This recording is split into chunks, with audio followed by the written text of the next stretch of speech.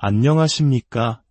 오늘 우리는 삶과 죽음, 그리고 영원에 대한 깊은 성찰의 시간으로 여러분을 초대합니다. 우리가 나누게 될 이야기는 때로는 마음을 불편하게 할 수도 있습니다.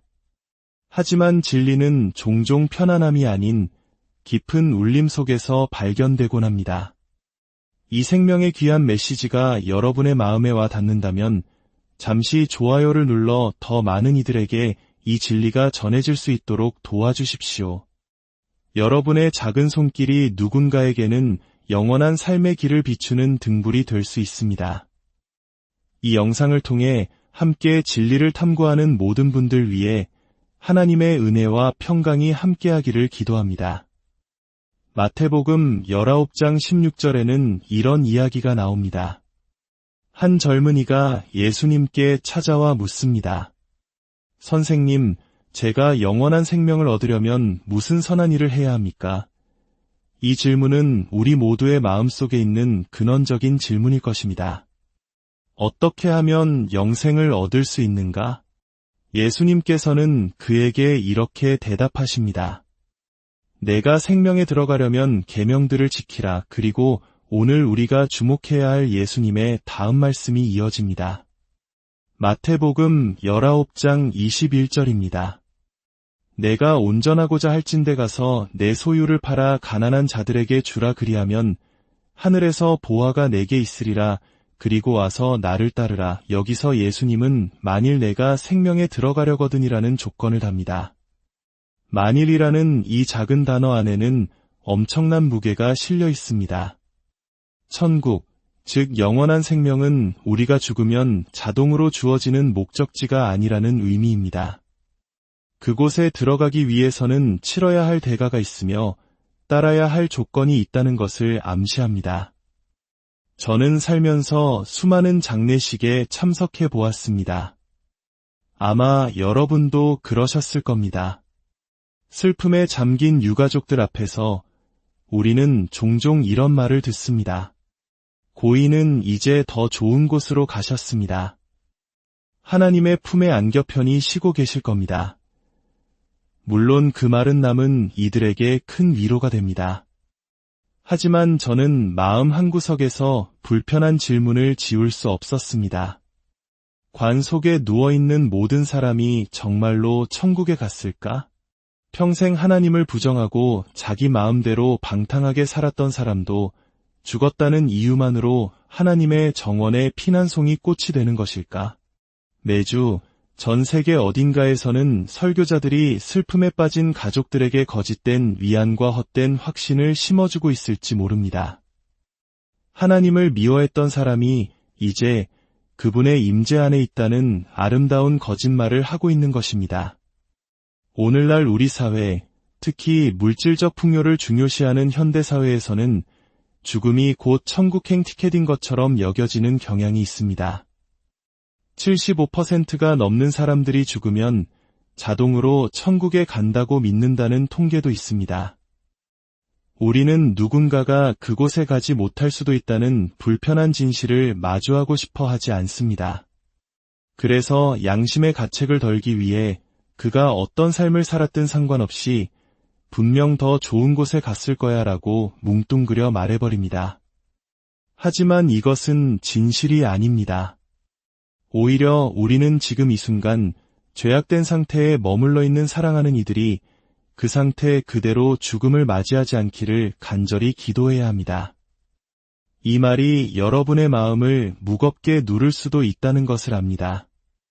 어쩌면 이미 세상을 떠난 사랑하는 가족이 떠오를지도 모릅니다. 하지만 지금은 그들을 걱정하기보다 살아있는 바로 당신, 우리 자신을 돌아보아야 할 때입니다. 예수님께서는 분명히 말씀하셨습니다. 만일 생명에 들어가려거든, 이는 영생에 이르기 위해 우리가 치러야 할 대가가 있음을 의미합니다. 우리가 통과해야 할 과정, 짊어져야 할 몫이 있다는 뜻입니다. 다시 성경의 이야기로 돌아가 봅시다. 한 부자 청년이 예수님께 와서 영생에 대해 묻습니다. 그는 아주 진지하고 중요한 질문을 던졌습니다. 제가 영생을 상속받으려면 무엇을 해야 합니까? 오늘날 우리 사회는 어떻습니까? 우리는 영생에 대해 얼마나 깊이 고민하고 있습니까? 우리는 어떻게 하면 더 유명해질 수 있을까? 어떻게 하면 더 많은 돈을 벌 수 있을까? 어떻게 하면 저 사람보다 더 높은 자리에 오를 수 있을까? 와 같은 질문에 더 골몰하고 있지는 않습니까?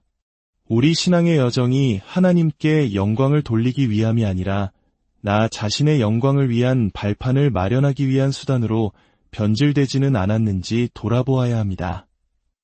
우리는 세례 요한이 그는 흥하여야 하겠고 나는 쇠하여야 하리라고 고백했던 것처럼 우리 자신을 낮추고 그리스도를 높이는 삶을 살고 있습니까? 아니면 그리스도의 이름을 이용해 나 자신을 높이려 하고 있습니까? 부자 청년은 예수님께 다시 묻습니다. 어느 계명입니까? 마치 제가 교회 출석도 잘하고 11조도 꼬박꼬박 내고 봉사도 열심히 하는데 도대체 뭘 더 해야 합니까? 라고 항의하는 우리들의 모습과도 같습니다. 예수님께서는 그에게 10계명의 후반부에 해당하는 6가지 계명을 말씀해 주십니다. 살인하지 말라, 간음하지 말라, 도둑질하지 말라, 거짓 증언하지 말라, 내 부모를 공경하라, 그리고 내 이웃을 내 자신과 같이 사랑하라. 여기서 중요한 점이 있습니다.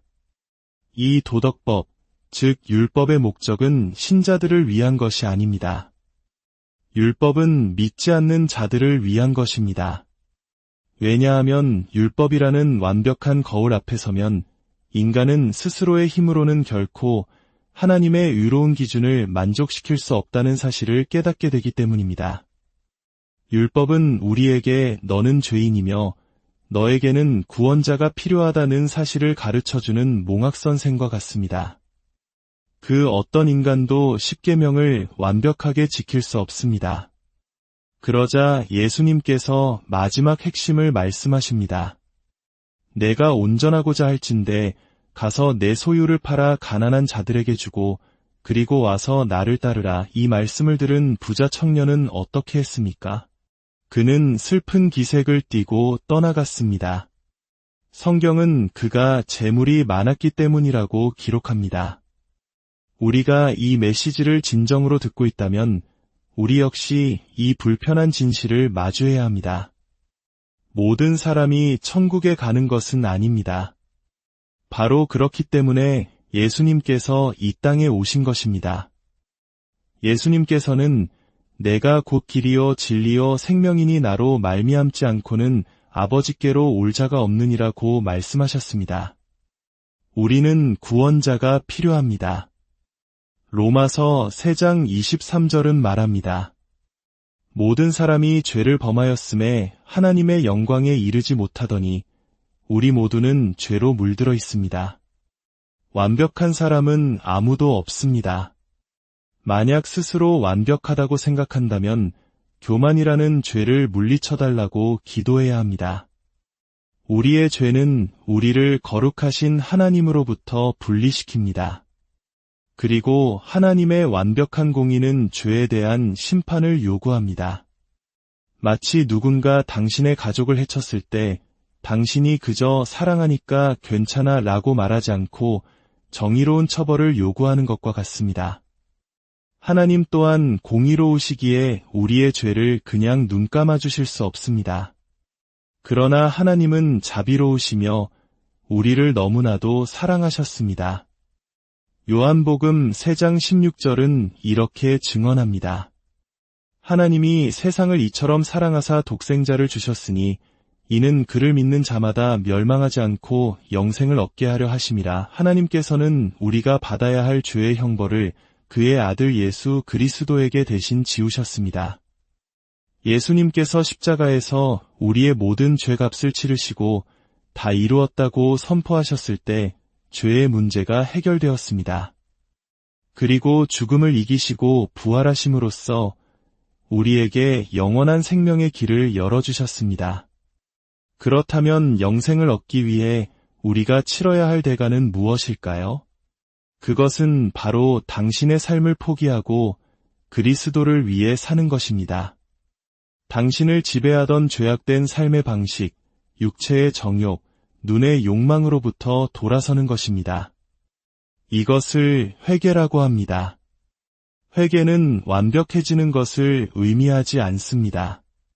그러나 의식적으로, 의지적으로 삶의 방향을 바꾸어 그리스도를 따르기로 결단하는 것입니다.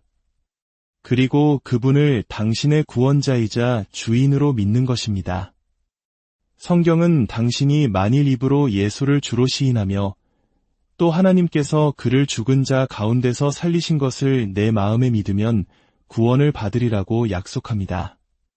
지금 이 순간 이 기도를 함께 드리기 원합니다. 마음을 다해 주님께 나아가십시오. 주님, 저는 죄인입니다. 제 힘으로는 결코 하나님의 기준에 이를 수 없음을 고백합니다. 저의 죄를 대신하여 십자가에서 죽으시고 부활하신 예수 그리스도를 저의 구원자와 주인으로 믿습니다. 이제 제 삶의 주인은 제가 아니라 주님이십니다. 저는 쇠하고 제 안에 주님께서 흥하시길 원합니다.